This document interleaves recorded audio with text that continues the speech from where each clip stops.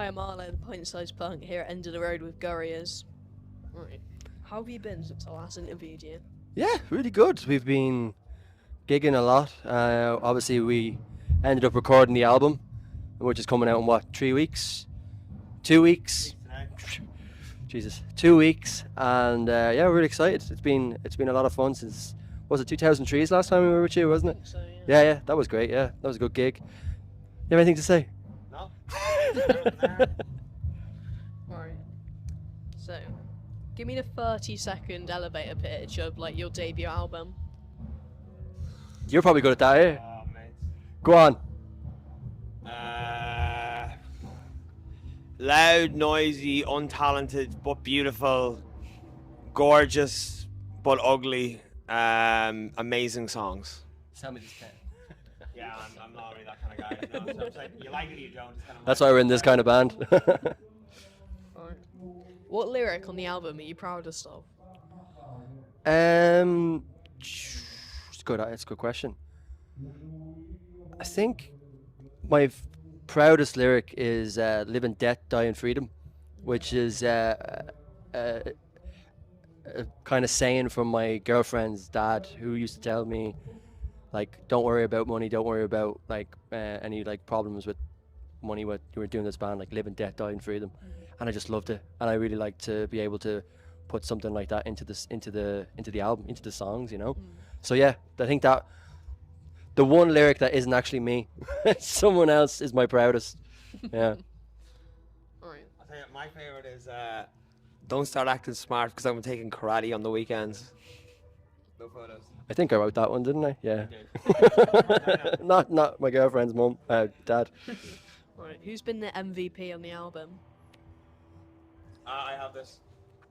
Alex Graves, Oh, of course. the producer. Producer. Like, I think he was really good for, like, because with producers, sometimes you can get producers who are very, like, intrusive, or they try and kind of take control of things. And Alex was really good at kind of seeing what the vision was and helping to elevate it without, like, being intrusive. And he was very good at being like, that's shit. Like, he was very blunt at times about things. He'd be like, nah, mate, that's just not happening. We're not putting that on the record. And you'd be like, oh my God, I need to write a new riff right now. And I've been playing this the past 2 years. But ultimately, it was for the best. Like, I'm really proud of what we've done. And yeah, hopefully get to record on with Alex maybe soon. Let's hope. Please, Alex. Right. If you could sneak back into the studio and change one thing about the album, what would it be? I don't know. If I could go back and change something, maybe a bit more aggression in one of the songs when I'm singing, but I'm not going to say what it is because then people will know. But yeah, maybe a little bit more like oomph in one of the takes. That's just for me. Okay, fair. I'll be asking what that is after. For me, it probably would have been like maybe just to enjoy it more. Not that I didn't, but there was just a lot of, I felt like, oh man, this is our debut album. You know, we're really going for it here. Like, I kind of felt a bit of pressure, and like, not that I didn't enjoy it, I absolutely did. But sometimes it's one of those things I found a lot with the band. Sometimes you experience these amazing things, and because of, you know, how you feel at the time, you don't really take in how amazing and special and how lucky you actually are to be experiencing certain things. Everything's in hindsight, isn't it? Absolutely. Right. What's the hardest part of the album to finish? What wasn't? There was one day, I think it was Dipping Out. There was just one part I couldn't get the vocals for, but it was like 4 days of heavy vocals on the vocal cords can be quite straining.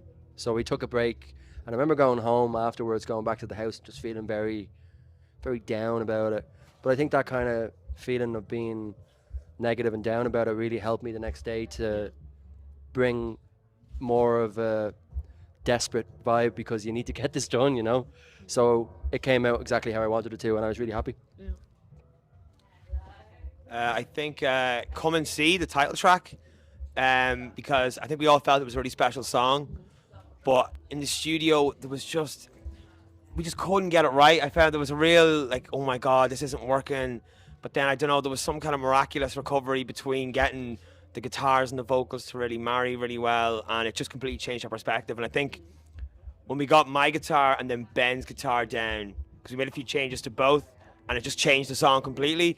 And I remember we were listening back to it, and we were just like, oh my god, this is actually amazing. And we usually joke around and be semi-serious and be like, we're terrible. We'd actually say far worse words, but I won't. I'll censor myself. But yeah, I remember though we were actually like really proud of ourselves. I listened back to in the studio, like, and we're really. So that was probably the hardest part, in my opinion, for me.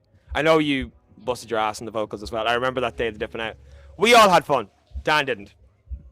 There was a lot of abuse. A lot of abuse. No more. No more comments. Can you tell me a secret about the album? A secret? Oh, it's definitely got to be one to go. Pierce shaved his beard. We need to go on record with this. Pierce shaved his beard and he had a mustache, and we didn't know who he was anymore. And I remember opening the door, and I genuinely nearly went into a panic. I was like, I don't know who this man is. What is this? He looked completely different. It grew back, you know. And obviously it wasn't too much of a secret. There was photos of him, but we all knew he shaved his beard, and he didn't want anyone else to know. Yeah, he got an awful flagging from us, like really bad. Yeah, it's pretty bad. I don't know how much of the comments we gave Pierce that can be printed, but to quote a good British comedian, I'm getting the word nonce.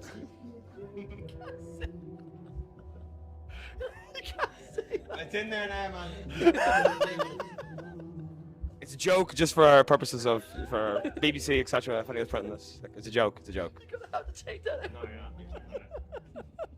I'll fight to the death. Okay. Never tell him that. I'm sure you'll see this. Oh my god. You're not doing these interviews ever again. I think I'm good. Sorry, Arlo. Yeah, interview 3, you're out, mate. Yeah, no, I'm getting out of the band now. You're out. Yeah. If you had to drop one song, which one would get the cut? Interlude. It's the only song that Mark wrote on his own. Well, it's great. I'm only messing. But I That's drop. tracking the album now. We had a celebrity. I won't drop the name now, but a certain celebrity did get on the phone with us and say, "That's tracking the album." You gotta drop the name now, you can't. Well, I think it's well documented. We're friends with him. It was Paolo Nutini. Yeah. Celebrity is maybe a strong word to me. Yeah, I would. I'm hoping for Kylie. Oh, yo! If we had the Kylie connection, I wouldn't be sitting here interviewing you guys. Respectfully, not that I'm too good, but I wouldn't be playing this festival. Okay, I'd be off in Australia hanging out with the gang. Like, love at first sight. That's the karaoke tune. I was only talking about that earlier. Go. The next album is all Kylie covers, by the way. Ah, come on. Oh, we could definitely. What song would you take off the album? That's the question. What's the one that's most personal to you? Sorry. Let me think. But to take one off.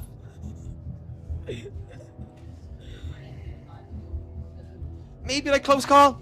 Maybe. I think it was. Maybe like Close Call. It was the last track we I wrote. think that was. It was the last one we wrote. It's good, like, you know what I mean? But, you know. Yeah, it's good. It's still a perfect 10, though. That question was a hard one. That was a hard question. But yeah, I'd say probably. Could say a Close Call because that was. We all love them. You did a similar. You asked Stu from King Gizzard a similar kind of question, and he kind of swerved you very gracefully. And he's good at that. He's good at that. We are evidently not. We say too much crazy shit. Like. Yeah. When you get to your 27th album, that kicks in. Yeah, true enough. Yeah. PR training finally pays off on album 27. Yeah. But if we get to album 7, I'll be happy. Yeah. If we get to album 2, I'll be happy. We're still working towards that now. Get to You album keep it 1. up and you won't. I'll go solo. I'll be like Nick Cage. Right. Now that Brat Summer's coming to an end, what can we expect from Come and See Autumn? Whoa. I think more the same. A lot more slay. Just gonna continue on more the same. More slaying, more slut dropping, more name dropping, and just hanging out with the gang, having a good time. Come see us on tour.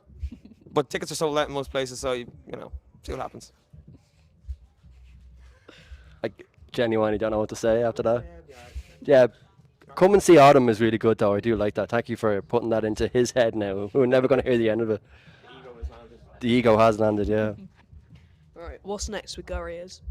So next, obviously, the album's coming out, and then we're going to be going on a pretty long tour around Europe, UK, and Ireland. We're finishing off in Cork, and that'll be a massive party afterwards, which will be great crack. And then next year is just as many gigs as we possibly can do, you know. So yeah, it'll be a lot of fun. Yeah. Looking forward to it. All right. Thank you. Remember to buy Gurriers' new album. Come and see. Like and subscribe. Bye.